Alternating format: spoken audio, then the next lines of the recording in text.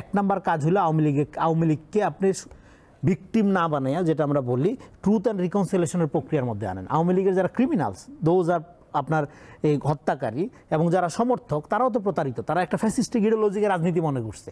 ফ্যাসিবাদের কোনো রাজনীতি থাকে না। পুলিশ বলেন, আনসার বলেন, আরও যা যা আছে, এনএসআই বলেন, সব জায়গায় কিন্তু এই বাহিনীর লোকেরাই আছে, সশস্ত্র বাহিনীর লোকেরাও ওইখানে আছে। ইনস্টিটিউশনগুলো একদিনে গড়ে ওঠে নাই। আপনি রাতারাতি তাদেরকে মানে ইয়ে করছেন, মানে আন্ডারমাইন করছেন। তো এই আন্ডারমাইন করাতে আমাকে যদি আপনি আন্ডারমাইন করেন, তা আমি আমার যে চেয়ারে বসেছেন সেটা আমি কিভাবে এক্সিকিউট করব? আমি তো পারছি না। কিন্তু স্টিল নাও আমরা একটা ফ্যাসিজমের মধ্যে আছি। এই ফ্যাসিজমটা আপনি মোকাবেলা করার জন্য আপনাকে একটা নাগরিক ভিত্তিক রাজনীতির প্রস্তাবনা করতে হবে। এখন নাগরিক ভিত্তিক রাজনীতির প্রস্তাবনার ক্ষেত্রে সেক্ষেত্রে এক নাম্বার কাজ হলো আওয়ামী লীগকে আপনি ভিকটিম না বানাইয়া, যেটা আমরা বলি ট্রুথ অ্যান্ড রিকনসিলিয়েশনের প্রক্রিয়ার মধ্যে আনেন। আওয়ামী লীগের যারা ক্রিমিনালস, দোজ আর আপনার এই হত্যাকারী এবং যারা সমর্থক, তারাও তো প্রতারিত। তারা একটা ফ্যাসিস্টিক ইডিওলজিকে রাজনীতি মনে করছে। ফ্যাসিবাদের কোনো রাজনীতি থাকে না, থাকে একটা দানবীয় সংগঠন যেটার সাথে কিছু লোকজন মিলে লুটপাট করে।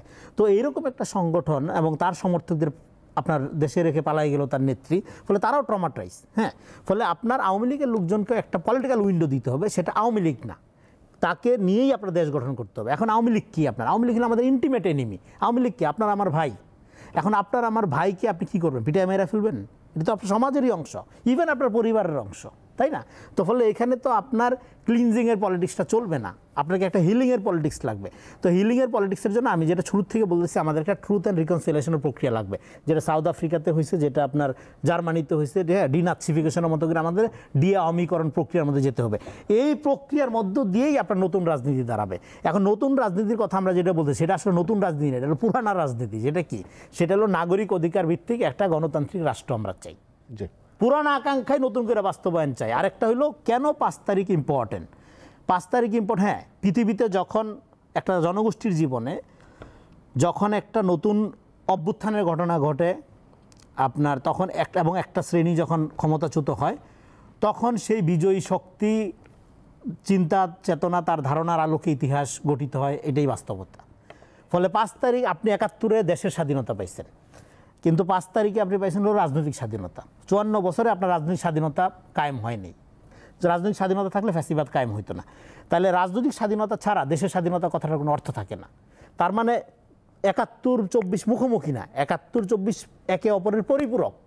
তাহলে এই পরিপূরক অবস্থাটাকে আপনি যদি অ্যাকনলেজ করেন, করে 24-এর যে গণতান্ত্রিক নাগরিক ভিত্তিক মানুষের সার্বভৌম ক্ষমতার আকাঙ্ক্ষা ভিত্তিক যে রাজনীতি, সেটাকে যদি আপনি রাষ্ট্রীয় কাঠামোর মধ্যে এবং প্রাতিষ্ঠানিক পুনর্গঠন প্রক্রিয়ার মধ্যে আনতে পারেন, তাহলেই তো দেশ দাঁড়ায় যায়। জি, আনিস আলমগীর, আমি যে প্রসঙ্গ বলছিলাম, এখন সবচেয়ে আলোচনার বিষয় বোধহয় আইন শৃঙ্খলা। আপনি দেখেন যে আইন শৃঙ্খলা খুবই নাজুক পরিস্থিতি। সোকল ডেভিল হান্ট শুরু হলো। কোথায় ডেভিল, কতটা হান্ট হয়েছে আই ডোন্ট নো। কিন্তু এই পরিস্থিতিতে কেন আমরা পড়লাম? মানে আমাদের সামর্থ্যের অভাব নাকি সদিচ্ছার অভাব? মিসিং লিঙ্কটা কোথায়? সাংবাদিক হিসেবে আপনার পর্যবেক্ষণ জানতে চাই। আমি জানি না, হয়তো অনেকে দ্বিমত করবে, আমি এটা আগেও বলেছি। এই মিসিং লিঙ্কটা হচ্ছে যে ও যেটা বলল যে আমাদের যে কোনো দেশের অভ্যুত্থান পরবর্তীতে রাজনীতি যে মানে যেটা থাকে, টালমাটাল পরিস্থিতি থাকে, আমাদের এটা থেকে আমাদের ওভারকাম করা দরকার ছিল, কারণ আমরা এখানে সম্মিলিতভাবে একটা স্বীকৃত সরকারের ইয়েছি। কিন্তু পাশাপাশি আমরা এটাকেও দেখেছি যে যারা সহযোগিতা করার কথা আইন শৃঙ্খলা পরিস্থিতি, তারা সহযোগিতা করে নাই।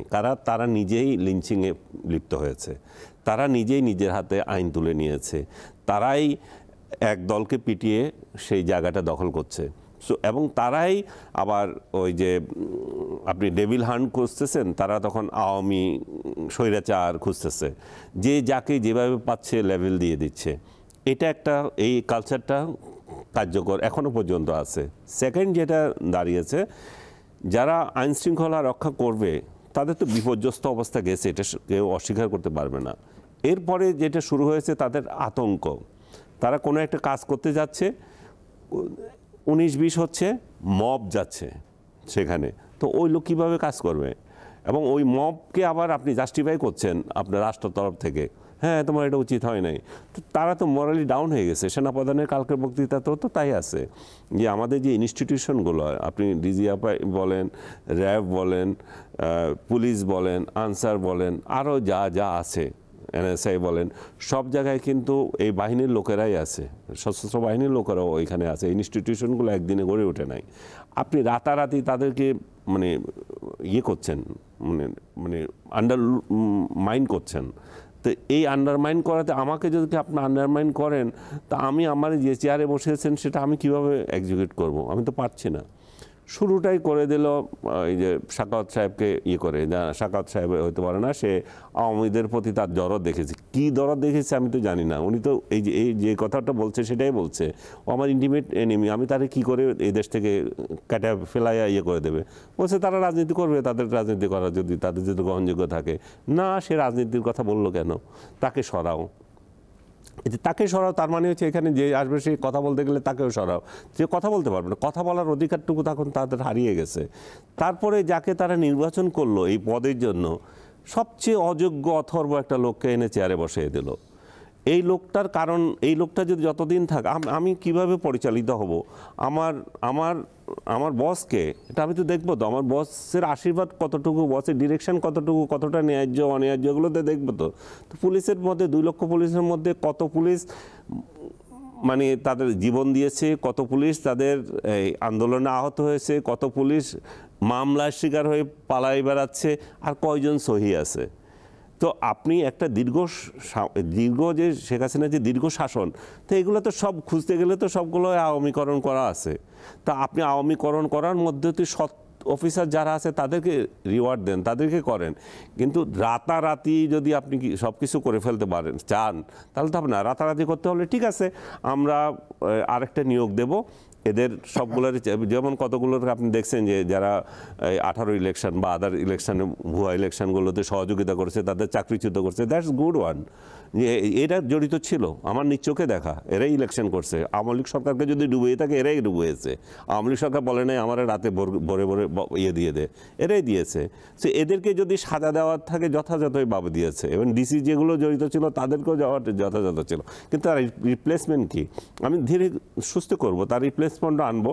আমি আমেরিকান সরকারের স্টাইলে যদি চালাতে চাই, আমার এক সরকার, এই সরকারে যারা ছিল আমি তাদের একটা লেয়ারে আমি সবগুলোরে বাদ দিয়ে দেবো, আমি নতুন আনবো। নতুন আনার লোক তো অভাব নাই, আপনি আনতে পারলেন না কেন এত দিন ধরে? আবার শুধু এদের অভিযোগ করছেন এরা স্বৈরাচারের দোষর, এরা এখনও আগের সরকারের সাথে সম্পর্ক আছে, হাবি যাবে। তো আগের এ তো কামলা, এ তো যে সরকার আসবে তার কাজ করবে। সেই সময় যে কাজ করেছিল সে তো কামলাগিরিই করেছে, সে তো নিজের থেকে যেটা করেছে তাদেরকে সাজা দেন, অতিরিক্ত যারা করেছে।